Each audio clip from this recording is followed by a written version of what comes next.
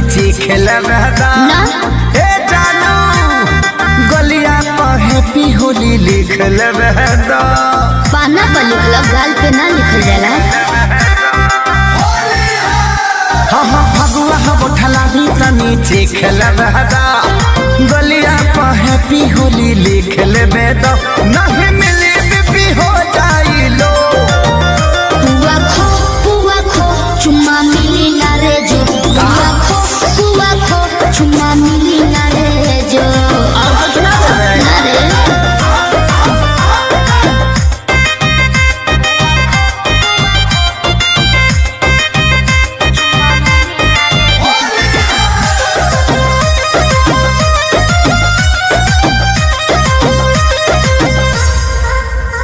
घर में से जान पुआ पकवानी ऐनी खाके भांग वाला दूध पूरा पियने दबा गया।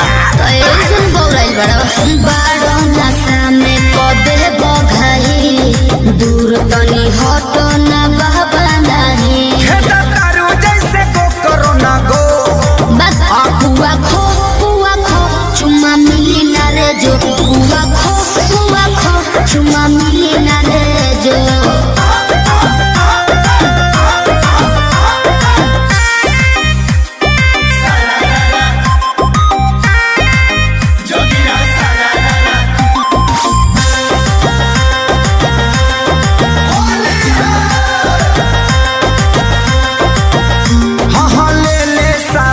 समय आजाद होलिया में मौले गुलाल प्यार लाल चोलिया में।